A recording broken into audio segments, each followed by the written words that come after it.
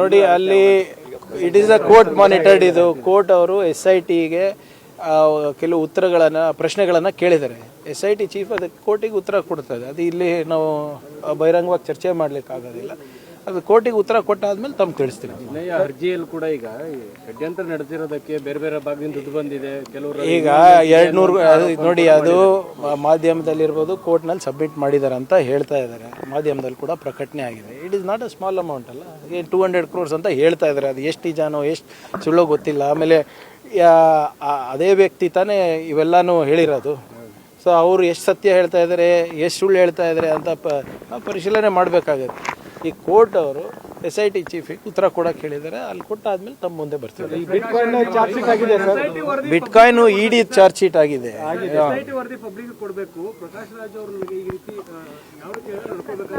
ಈಗ ಹೆಸರು ಪ್ರಸ್ತಾಪ ಆದ ತಕ್ಷಣನೇ ಎಲ್ಲರೂ ಕ್ರಿಮಿನಲ್ ಅಂತ ಅಲ್ಲ. ಈಗ ಅವ್ರಿಗೆ ಕೋರ್ಟ್ ಅವರು SIT ಚೀಫಿಗೆ ಕೇಳಿದಾರಲ್ವಾ, ಉತ್ತರ ಕೊಡ್ಲಿ. ಅವರು ಕೋರ್ಟಿಗೆ ಫಸ್ಟ್ ಉತ್ತರ ಕೊಡ್ಬೇಕು. ನಾವು ಮಾಧ್ಯಮದಲ್ಲಿ ಬಂದು ಚರ್ಚೆ ಮಾಡ್ಲಿಕ್ಕೆ ಆಗೋದಿಲ್ಲ. ಅದು ಇನ್ನೊಂದು, ಈ ಧರ್ಮಸ್ಥಳದ ಮೈಕ್ರೋ ಫೈನಾನ್ಸ್ ವಿಚಾರದಲ್ಲಿ ಲಾಸ್ಟ್ ಟೈಮ್ ಸರ್ಕಾರ ಒಂದು ಆಕ್ಟ್ ಕೂಡ ತಂದು ಕಾನೂನೆಲ್ಲ ಇದು ಮಾಡಿದ್ರು. ಆದ್ರೆ ಇದುವರೆಗೂ ಕೂಡ ಧರ್ಮಸ್ಥಳ ಸಂಘದವರು ಯಾವುದನ್ನು ಅದನ್ನ ಫಾಲೋ ಮಾಡ್ತಾ ಇಲ್ಲ. ಸೊ ಸರ್ಕಾರ ಏನ್ ಮಾಡುತ್ತೆ ಸರ್ ಈ ವಿಚಾರದಲ್ಲಿ? ಯಾಕಂದ್ರೆ ಅವ್ರ ಜೊತೆ ನೋಡಿ, NBFCs ಇರ್ಬೋದು ಅಥವಾ ಬೇರೆ ಸಂಘ ಸಂಸ್ಥೆಗಳಿರ್ಬೋದು, ಯಾರು ನಾನ್ ಬ್ಯಾಂಕಿಂಗ್ ಫೈನಾನ್ಷಿಯಲ್ ಇನ್ಸ್ಟಿಟ್ಯೂಷನ್ಸ್ ವ್ಯಾಪ್ತಿನಲ್ಲಿ ಬರ್ತಾರೆ. ಅದಕ್ಕೆ ಈ ಹೊಸ ಕಾನೂನು ತಂದ ಮೇಲೆ ಯಾರ್ಯಾರು ಉಲ್ಲಂಘನೆ ಮಾಡಿದ್ದಾರೆ, ಏನೇನಿದೆ ಅಂತ ಸಂಪೂರ್ಣವಾದಂಥ ಮಾಹಿತಿ ನನಗಿಲ್ಲ. ಅದನ್ನು ಮುಂದಿನ ವಾರ ಇರ್ಬೋದು ಅಥವಾ ಒಂದು 10 ದಿನ ಆದಮೇಲೆ ಒಂದು ಸಪ್ರೇಟ್ ಮೀಟಿಂಗ್ ಮಾಡಿ ಅದನ್ನು ತಿಳಿಸ್ತೀನಿ. ಬಟ್ ಆದರೆ ಅದೇನು ಬರೀ ಧರ್ಮಸ್ಥಳಕ್ಕೆ ಸೀಮಿತ ಆದಂಥ ಒಂದು ಕಾಯ್ದೆ ಅಲ್ಲ. ಅದು ಇಡೀ ರಾಜ್ಯಕ್ಕೆ ಅನ್ವಯಿಸೋದು. ವಾಟ್ ಎವರ್ ಎಲ್ಲ ಯಾರೇ ಇದ್ರೂ ಕೂಡ ಇವರೇ ಒಂದು ಕಾಯ್ದೆ ತಂದ ಮೇಲೆ ಎಲ್ಲರೂ ಕೂಡ ಅನ್ವಯಿಸ್ತದೆ. ಅದು ಯಾವುದೇ ಸಂಘ ಸಂಸ್ಥೆದಿರ್ಬೋದು ಅಥವಾ ಯಾವುದೇ ಟೆಂಪಲ್ ಟ್ರಸ್ಟ್ ಇರ್ಬೋದು ಅಥವಾ ವೈಯಕ್ತಿಕವಾಗಿರ್ಬೋದು, everybody has to follow the ಲಾ.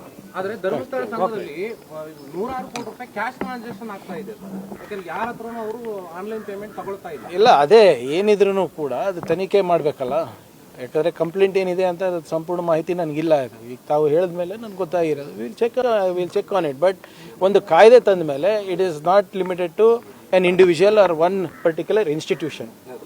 ಅದು ಎಲ್ಲರಿಗೂ ಅನ್ವಯಿಸ್ತದೆ. ಅದು ಬಿಟ್ಕಾಯಿನ್ ಏನು ಪ್ರಕರಣ ಮುಂದೆ ಇಲ್ಲಿ ನೋಡೋಣ. ಇವರೇ ಇನ್ನು ಅದು EDದಿದೆ, ನಮಗೆ ನಮ್ಮ ವ್ಯಾಪ್ತಿನಲ್ಲಿ ಇಲ್ಲ. ಅವ್ರು ಏನು ಚಾರ್ಜ್ ಶೀಟ್ ಹಾಕಿದ್ದಾರೆ ಅದು ನಮ್ಮ ವ್ಯಾಪ್ತಿಗೆ ಬರೋದಿಲ್ಲ. ಆದರೆ ನಮ್ಮ ಈಗೇನು ಕ್ಯಾಬಿನೆಟ್ ಸಬ್ ಕಮಿಟಿ ಒಂದು ರಚನೆ ಮಾಡಿಬಿಟ್ಟು ಕೆಲವು ಕೇಸಸನ್ನು ಹಿಂದಿನ ಮುಖ್ಯಮಂತ್ರಿ, ಹಿಂದಿನ ಉಪಮುಖ್ಯಮಂತ್ರಿಗಳು ಅದು ಉಪಸಮಿತಿ ಅಧ್ಯಕ್ಷರಿದ್ದರು. ಈಗ ಅದನ್ನು ಪುನರ್ರಚನೆ ಮಾಡಬೇಕು ಅಥವಾ ಅದನ್ನು ಅಲ್ಲೇ ನಿಲ್ಲಿಸ್ಬಿಟ್ಟು ಅದಕ್ಕೆ ಸೂಕ್ತವಾದಂಥ ಕ್ರಮ ತಗೋಬೇಕು ಅಂದ್ಬಿಟ್ಟು ಮಾನ್ಯ ಮುಖ್ಯಮಂತ್ರಿಗಳು ತೀರ್ಮಾನ ಆದಮೇಲೆ ನಾನು ನಿಮಗೆ ಹೇಳಲಿಕ್ಕೆ ಆಗ್ಬೋದು.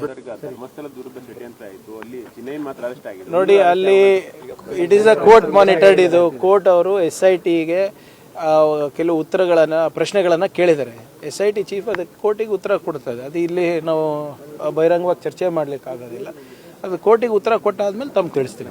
ಅರ್ಜಿಯಲ್ಲಿ ಕೂಡ ಈಗ ಷಡ್ಯಂತ್ರ ನಡೆದಿರೋದಕ್ಕೆ ಬೇರೆ ಬೇರೆ ಭಾಗದಿಂದ ದುಡ್ಡು ಬಂದಿದೆ. ಕೆಲವರು ಈಗ 200 ನೋಡಿ, ಅದು ಮಾಧ್ಯಮದಲ್ಲಿರ್ಬೋದು, ಕೋರ್ಟ್ನಲ್ಲಿ ಸಬ್ಮಿಟ್ ಮಾಡಿದ್ದಾರೆ ಅಂತ ಹೇಳ್ತಾ ಇದ್ದಾರೆ. ಮಾಧ್ಯಮದಲ್ಲಿ ಕೂಡ ಪ್ರಕಟಣೆ ಆಗಿದೆ. It is not a small amount ಅಲ್ಲ. 200 crores ಅಂತ ಹೇಳ್ತಾ ಇದ್ದಾರೆ. ಅದು ಎಷ್ಟು ನಿಜಾನೋ ಎಷ್ಟು ಸುಳ್ಳೋ ಗೊತ್ತಿಲ್ಲ. ಆಮೇಲೆ ಅದೇ ವ್ಯಕ್ತಿ ತಾನೇ ಇವೆಲ್ಲಾನು ಹೇಳಿರೋದು. ಸೊ ಅವರು ಎಷ್ಟು ಸತ್ಯ ಹೇಳ್ತಾ ಇದ್ದಾರೆ, ಎಷ್ಟು ಸುಳ್ಳು ಹೇಳ್ತಾ ಇದ್ದಾರೆ ಅಂತ ಪರಿಶೀಲನೆ ಮಾಡಬೇಕಾಗುತ್ತೆ. ಈ ಕೋರ್ಟ್ ಅವರು SIT ಚೀಫಿಗೆ ಉತ್ತರ ಕೊಡಕ್ಕೆ ಹೇಳಿದ್ದಾರೆ. ಅಲ್ಲಿ ಕೊಟ್ಟಾದ್ಮೇಲೆ ತಮ್ಮ ಮುಂದೆ ಬರ್ತೀವಿ. ಬಿಟ್ಕಾಯಿನ್ ED ಚಾರ್ಜ್ ಶೀಟ್ ಆಗಿದೆ.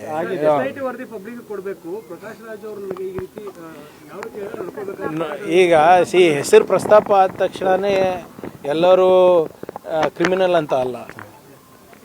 ಈಗ ಅವ್ರಿಗೆ ಕೋರ್ಟ್ ಅವರು SIT ಚೀಫಿಗೆ ಕೇಳಿದಾರಲ್ವಾ, ಉತ್ತರ ಕೊಡ್ಲಿ. ಅವರು ಕೋರ್ಟಿಗೆ ಫಸ್ಟ್ ಉತ್ತರ ಕೊಡ್ಬೇಕು. ನಾವು ಮಾಧ್ಯಮದಲ್ಲಿ ಬಂದು ಚರ್ಚೆ ಮಾಡ್ಲಿಕ್ಕೆ ಆಗೋದಿಲ್ಲ. ಅದು ಇನ್ನೊಂದು, ಈ ಧರ್ಮಸ್ಥಳದ ಮೈಕ್ರೋ ಫೈನಾನ್ಸ್ ವಿಚಾರದಲ್ಲಿ ಲಾಸ್ಟ್ ಟೈಮ್ ಸರ್ಕಾರ ಒಂದು ಆಕ್ಟ್ ಕೂಡ ತಂದು ಕಾನೂನೆಲ್ಲ ಇದು ಮಾಡಿದ್ರು. ಆದ್ರೆ ಇದುವರೆಗೂ ಕೂಡ ಧರ್ಮಸ್ಥಳ ಸಂಘದವರು ಯಾವುದನ್ನು ಅದನ್ನ ಫಾಲೋ ಮಾಡ್ತಾ ಇಲ್ಲ. ಸೊ ಸರ್ಕಾರ ಏನ್ ಮಾಡುತ್ತೆ ಸರ್ ಈ ವಿಚಾರದಲ್ಲಿ? ಯಾಕಂದ್ರೆ ಅವ್ರ ಜೊತೆ ನೋಡಿ, NBFCs ಇರ್ಬೋದು ಅಥವಾ ಬೇರೆ ಸಂಘ ಸಂಸ್ಥೆಗಳಿರ್ಬೋದು, ಯಾರು ನಾನ್ ಬ್ಯಾಂಕಿಂಗ್ ಫೈನಾನ್ಷಿಯಲ್ ಇನ್ಸ್ಟಿಟ್ಯೂಷನ್ಸ್ ವ್ಯಾಪ್ತಿನಲ್ಲಿ ಬರ್ತಾರೆ. ಅದಕ್ಕೆ ಈ ಹೊಸ ಕಾನೂನು ತಂದ ಮೇಲೆ ಯಾರ್ಯಾರು ಉಲ್ಲಂಘನೆ ಮಾಡಿದ್ದಾರೆ ಏನೇನಿದೆ ಅಂತ ಸಂಪೂರ್ಣವಾದಂಥ ಮಾಹಿತಿ ನನಗಿಲ್ಲ. ಅದನ್ನು ಮುಂದಿನ ವಾರ ಇರ್ಬೋದು ಅಥವಾ ಒಂದು 10 ದಿನ ಆದಮೇಲೆ ಒಂದು ಸಪ್ರೇಟ್ ಮೀಟಿಂಗ್ ಮಾಡಿ ಅದನ್ನು ತಿಳಿಸ್ತೀನಿ. ಬಟ್ ಆದರೆ ಅದೇನು ಬರೀ ಧರ್ಮಸ್ಥಳಕ್ಕೆ ಸೀಮಿತ ಆದಂಥ ಒಂದು ಕಾಯ್ದೆ ಅಲ್ಲ, ಅದು ಇಡೀ ರಾಜ್ಯಕ್ಕೆ ಅನ್ವಯಿಸೋದು. ವಾಟ್ ಎವರ್ ಎಲ್ಲ ಯಾರೇ ಇದ್ರೂ ಕೂಡ ಇವರೇ ಒಂದು ಕಾಯ್ದೆ ತಂದ ಮೇಲೆ ಎಲ್ಲರೂ ಕೂಡ ಅನ್ವಯಿಸ್ತದೆ. ಅದು ಯಾವುದೇ ಸಂಘ ಸಂಸ್ಥೆದಿರ್ಬೋದು ಅಥವಾ ಯಾವುದೇ ಟೆಂಪಲ್ ಟ್ರಸ್ಟ್ ಇರ್ಬೋದು ಅಥವಾ ವೈಯಕ್ತಿಕವಾಗಿರ್ಬೋದು, everybody has to follow the law. ಆದ್ರೆ ಧರ್ಮಸ್ಥಳ ಸಂಘದಲ್ಲಿ 106 ಕೋಟಿ ರೂಪಾಯಿ ಕ್ಯಾಶ್ ಟ್ರಾನ್ಸಾಕ್ಷನ್ ಆಗ್ತಾ ಇದೆ. ಯಾಕಂದ್ರೆ ಯಾರ ಹತ್ರನೂ ಅವರು ಆನ್ಲೈನ್ ಪೇಮೆಂಟ್ ತಗೊಳ್ತಾ ಇಲ್ಲ. ಅದೇ ಏನಿದ್ರು ಕೂಡ ಅದು ತನಿಖೆ ಮಾಡಬೇಕಲ್ಲ. ಯಾಕಂದರೆ ಕಂಪ್ಲೇಂಟ್ ಏನಿದೆ ಅಂತ ಅದು ಸಂಪೂರ್ಣ ಮಾಹಿತಿ ನನಗಿಲ್ಲ. ಈಗ ತಾವು ಹೇಳಿದ್ಮೇಲೆ ನನಗೆ ಗೊತ್ತಾಗಿರೋದು. Will check on it. But ಒಂದು ಕಾಯ್ದೆ ತಂದ ಮೇಲೆ it is not limited to an individual or one particular institution. ಅದು ಎಲ್ಲರಿಗೂ ಅನ್ವಯಿಸ್ತದೆ. ಅದು ಬಿಟ್ಕಾಯಿನ್ ಏನು ಪ್ರಕರಣ ಮುಂದೆ ಇಲ್ಲಿ ನೋಡೋಣ ಇವರೇ, ಇನ್ನು ಅದು ಇಡಿದಿದೆ, ನಮಗೆ ನಮ್ಮ ವ್ಯಾಪ್ತಿನಲ್ಲಿ ಇಲ್ಲ. ಅವ್ರು ಏನು ಚಾರ್ಜ್ ಶೀಟ್ ಹಾಕಿದ್ದಾರೆ ಅದು ನಮ್ಮ ವ್ಯಾಪ್ತಿಗೆ ಬರೋದಿಲ್ಲ. ಆದರೆ ನಮ್ಮ ಈಗೇನು ಕ್ಯಾಬಿನೆಟ್ ಸಬ್ ಕಮಿಟಿ ಒಂದು ರಚನೆ ಮಾಡಿಬಿಟ್ಟು ಕೆಲವು ಕೇಸಸನ್ನು ಹಿಂದಿನ ಮುಖ್ಯಮಂತ್ರಿ, ಹಿಂದಿನ ಉಪಮುಖ್ಯಮಂತ್ರಿಗಳು ಅದು ಉಪಸಮಿತಿ ಅಧ್ಯಕ್ಷರಿದ್ದರು. ಈಗ ಅದನ್ನು ಪುನರ್ರಚನೆ ಮಾಡಬೇಕು ಅಥವಾ ಅದನ್ನು ಅಲ್ಲೇ ನಿಲ್ಲಿಸ್ಬಿಟ್ಟು ಅದಕ್ಕೆ ಸೂಕ್ತವಾದಂಥ ಕ್ರಮ ತಗೋಬೇಕು ಅಂದ್ಬಿಟ್ಟು ಮಾನ್ಯ ಮುಖ್ಯಮಂತ್ರಿಗಳ ತೀರ್ಮಾನ ಆದಮೇಲೆ ನಾನು ನಿಮಗೆ ಹೇಳಲಿಕ್ಕೆ ಆಗ್ಬೋದು. ನಿಖರ ಸುದ್ದಿ, ಸದಭಿರುಚಿಯ ಕಾರ್ಯಕ್ರಮ. ನೀವು ನೋಡ್ತಾ ಇದ್ದೀರಾ ಕಹಳೆ ನ್ಯೂಸ್, ಸಮಾಜದ ಜಾಗೃತಿಗಾಗಿ ವಸ್ತುನಿಷ್ಠ ವರದಿ.